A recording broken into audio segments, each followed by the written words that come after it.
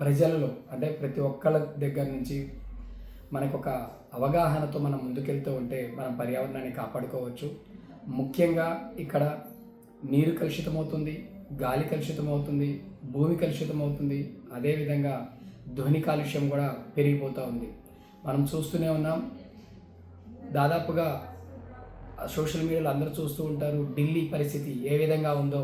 మన దేశంలో ఉన్నటువంటి ఢిల్లీలో కాలుష్యం పెరిగిపోయి బతకలేని పరిస్థితుల్లో అక్కడ ప్రజలు నివసిస్తూ ఉన్నారు. కాబట్టి రేపు రాబోయే రోజుల్లో కూడా మన హైదరాబాద్ అదే పరిస్థితికి చేరబోతుంది. కాబట్టి మన వంతుగా మనం ఏం చేసాం పర్యావరణాన్ని కాపాడటానికి అనే విధంగా ముందుకెళ్దాం.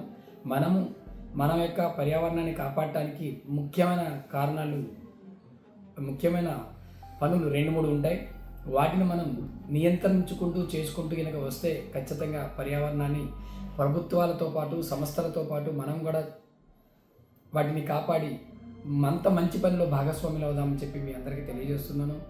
ముఖ్యంగా దాదాపుగా స్కూల్స్లో ఉన్న పిల్లలకి కానీ, కాలేజీలో ఉన్న పిల్లలకి కానీ, అదేవిధంగా ఆఫీసులో జాబ్ చేస్తున్న ఉద్యోగులకు కానీ అందరికీ కూడా వాళ్ళ యొక్క సంస్థలు, వాళ్ళ యొక్క విద్యా సంస్థలు అందరికీ ఒక అవేర్నెస్ తీసుకొచ్చేసేసి అంటే వాతావరణాన్ని ఏ విధంగా కాపాడుకోవాలి, వాతావరణాన్ని కాపాడుకుంటే ఏ విధంగా మనం రాబోయే రోజుల్లో చాలా ఆనందంగా ఆహ్లాదకరంగా ఉంటామని చెప్పి తెలియజేసే విధంగా సంస్థలని ముందుకెళ్లాలని చెప్పి తెలియజేస్తున్నాం.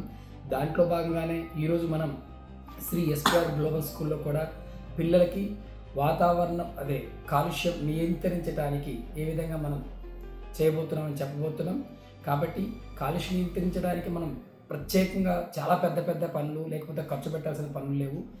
ముఖ్యంగా మనము సపోజ్ ఒక కారులో వెళ్తున్నాం. కారులో వెళ్ళేటప్పుడు ఆల్రెడీ కొంతమంది కార్ పుల్లింగ్ కూడా చేసుకుంటూ వెళ్తున్నారు. అంటే 4-5 కలిసి ఒకే కార్లో అంటే సింగిల్గా వెళ్ళే ప్లేస్లో 4-5 కలిసి ఒకే ఆఫీస్కి వెళ్తూ ఉంటే ఆ చుట్టుపక్కల ఉన్న వాళ్ళని పికప్ చేసుకొని వెళ్ళటం. అదేవిధంగా దూర ప్రయాణాలు వచ్చినప్పుడు అవకాశం ఉన్నంత వరకు కూడా ఎట్టి పరిస్థితుల్లో అంటే ట్రైన్స్ని కానీ బస్సెస్ని కానీ అదేవిధంగా ఏదైతే పబ్లిక్ వెళ్తున్న వాహనాలను ఉపయోగించే విధంగా ప్లాన్ చేసుకోవడం.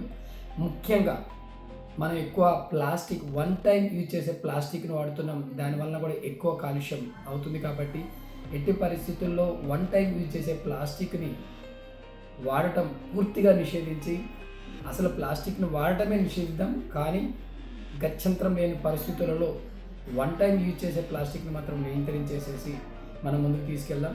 అదేవిధంగా ముఖ్యంగా చెట్లను నాటుదాం. ఎందుకంటే ఇప్పుడు ఇంతకుముందు కూడా మనం చాలా సందర్భాల్లో డిస్కస్ చేయడం జరిగింది. ఒకటి బర్త్డేస్ కానీ మ్యారేజ్ డేసెస్ కానీ ఇలాంటప్పుడు ఒక దీనిగా పెట్టుకొని నేను ఒక మొక్కను నాటుతున్నాను, ఆ మొక్కను పెంచాలి. లేదా నా అభిమాన నాయకుడు ఈరోజు పుట్టినరోజు ఆయనకి చాలువ కప్పుదాం కానీ అంటే కూడా ఒక మొక్కను నాటి ఆయనకి పర్యావరణాన్ని కాపాడుతూ ఆయన్ని కూడా దాంట్లో భాగస్వాములు చేద్దామనే విధంగా మనందరం కూడా కలిసి ముందుకెళ్దాం. ఇంకా ముఖ్యంగా చెప్పాలి అని అంటే ధ్వని కాలుష్యం కూడా చాలా ఎక్కువ అవుతుంది. ఇప్పుడు ఏదైతే మనం చెప్పినామో కార్ పుల్లింగ్స్ కావచ్చు లేకపోతే దూర ప్రయాణాలకు వెళ్ళేటప్పుడు ఏదైతే జనాలు ఎక్కువ వెళ్ళే వాహనాలలో అంటే బస్సెస్లో కానీ ట్రైన్స్లో కానీ వెళ్ళటం వల్ల సింగిల్గా వెళ్ళేటప్పుడు దీంట్లో భాగంగానే నేను దాదాపుగా ఇక్కడ నుంచి కొన్ని కారణాల వల్ల గుంటూరు కానీ లేకపోతే ఇతర ప్రదేశాలకి ఖమ్మం కానీ ఇలాంటి వెళ్ళేటప్పుడు ఎక్కువ టైము కారులో వెళ్తున్నాం. ఇప్పటి నుంచి దాదాపుగా అత్యవసరమైతేనే తప్ప కారులో వెళ్ళకుండా ట్రైన్లో కానీ బస్సులో కానీ వెళ్ళాలని మేము నిర్ణయించుకోవడం జరిగింది. దాదాపుగా అది ఇంప్లిమెంట్ చేసుకుంటూ వస్తాం. మీ అందరికి కూడా మనం చేస్తున్నాం. చెట్లను నాటుదాం, పర్యావరణాన్ని కాపాడదాం. అదేవిధంగా ప్లాస్టిక్ని నిషేధిద్దాం, పర్యావరణాన్ని కాపాడదాం.